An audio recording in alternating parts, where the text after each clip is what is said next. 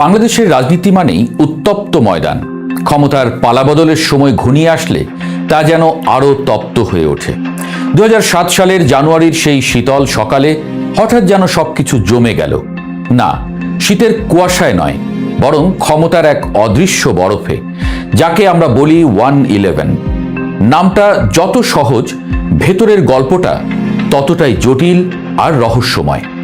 এখন এত বছর পরে যখন সেই সময়ের অন্যতম প্রভাবশালী সামরিক কর্মকর্তা লেফটেন্যান্ট জেনারেল অবসরপ্রাপ্ত মাসুদ উদ্দিন চৌধুরী গ্রেপ্তার হন, তখন মনে হয় ইতিহাস আসলে কখনো শেষ হয় না, শুধু সময় নিয়ে ফিরে আসে। প্রশ্নটা তাই আবার উঠছে, 1-11-এর আসল ভিকটিম কে ছিল? বিএনপি, আওয়ামী লীগ, নাকি পুরো গণতন্ত্র? সময়টা 2006। 1-11-এর ঠিক আগের সময়টা মনে করুন। দুই বড় দল, বেগম খালেদা জিয়া এবং শেখ হাসিনা, এমন এক রাজনৈতিক দাবা খেলায় ব্যস্ত যেখানে বোর্ডের বাইরে দাঁড়িয়ে থাকা লোকজনই আসলে চাল দিচ্ছিল। নির্বাচন নিয়ে টানাপোড়েন, রাস্তায় উত্তেজনা, আন্তর্জাতিক চাপ, সব মিলিয়ে দেশ তখন ফুটন্ত হাঁড়ি।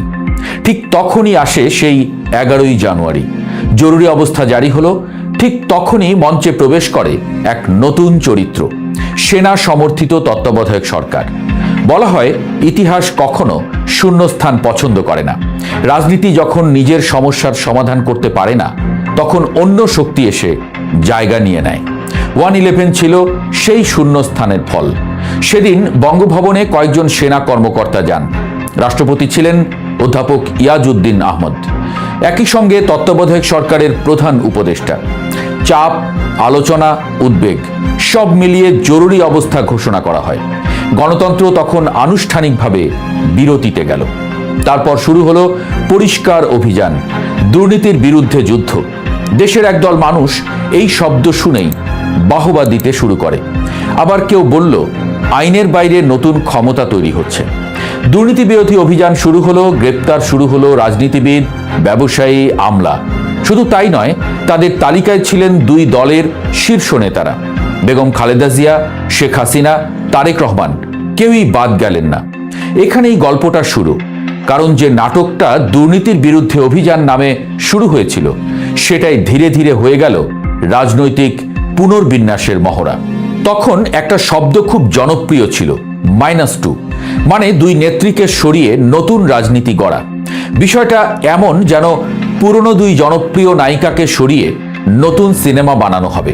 কিন্তু সমস্যা হলো, দর্শক তো পুরনো নায়িকাদের সঙ্গেই অভ্যস্ত, ফলে সেই সিনেমা শুরু হওয়ার আগেই ফ্লপ হয়ে গেল। এখানে এসেই প্রশ্নটা ওঠে, এই পুরো খেলায় সবচেয়ে বড় ভিকটিম কে? প্রথম দৃষ্টিতে মনে হতে পারে সব্বাই, কারণ গ্রেপ্তার হয়েছেন সব দলের নেতা।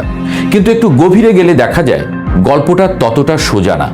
তারেক রহমান, তাকে নিয়ে যে অভিযোগ, যে নির্যাতনের বাস্তবতা, তা রাজনৈতিক আলোচনায় বহুবার এসেছে।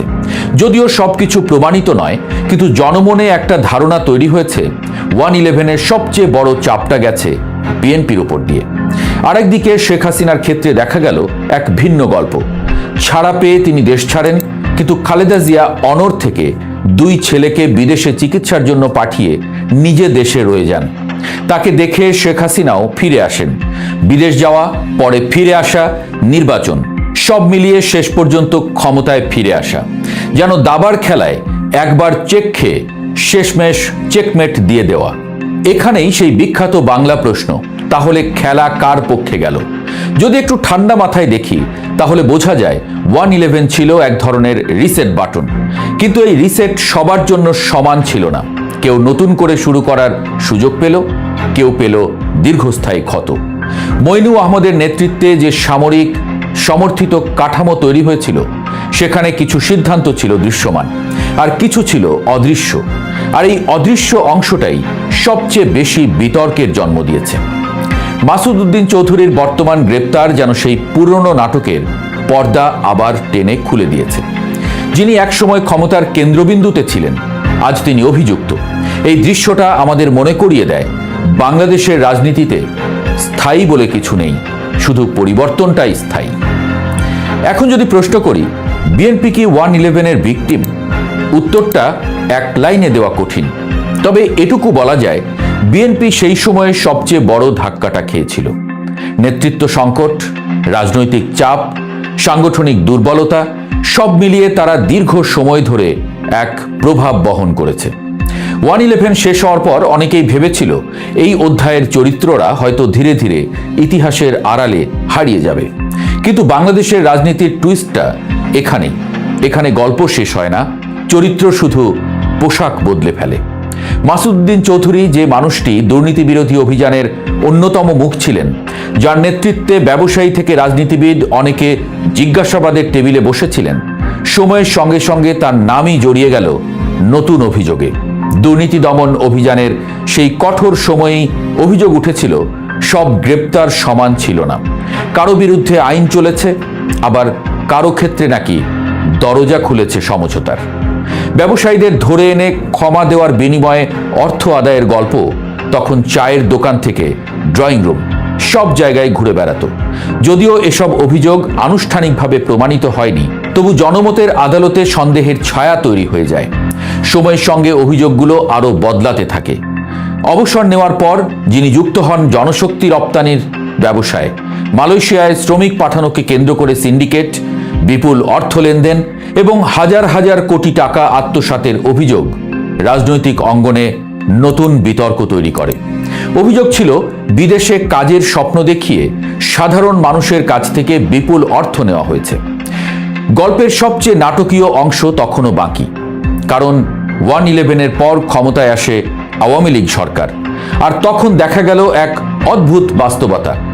যে সামরিক কর্মকর্তা সেই বিতর্কিত সময়ের অন্যতম আলোচিত মুখ ছিলেন, তাকেই অস্ট্রেলিয়ায় বাংলাদেশের হাই কমিশনার করা হলো।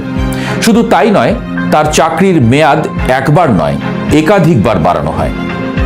রাজনৈতিক মহলে তখন ফিসফাস শুরু হয়, এটা কি প্রশাসনিক সিদ্ধান্ত নাকি রাজনৈতিক প্রতিদান তথা উপহার?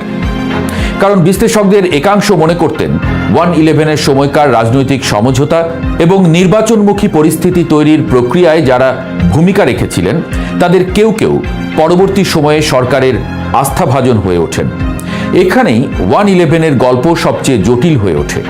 কারণ যদি তিনি সত্যিই গণতন্ত্র বিরোধী কোনো প্রক্রিয়ার অংশ হয়ে থাকেন, তাহলে কেন পুরস্কার? আর যদি তিনি রাষ্ট্র রক্ষার দায়িত্ব পালন করে থাকেন, তাহলে এত বিতর্ক কেন? একসময় যিনি অভিযানের পরিচালক, পরে তিনি রাষ্ট্রের প্রতিনিধি, একসময় যিনি ক্ষমতার কেন্দ্রে, পরে তিনি অভিযুক্তের কাঠগড়ায়। ক্ষমতা কখনো স্থায়ী নয়, কিন্তু ক্ষমতার স্মৃতি খুব দীর্ঘ। আজ তার গ্রেপ্তার শুধু একটি মামলার ঘটনা নয়, এটি যেন সেই প্রশ্নটাকেই আবার সামনে এনেছে। বাংলাদেশে কি সত্যিই কেউ 1/11 থেকে লাভবান হয়েছিল, নাকি সেখান থেকে কেউ কেউ ঘি খেয়েছিল, যার মাসুল এখন তাকে দিতে হচ্ছে?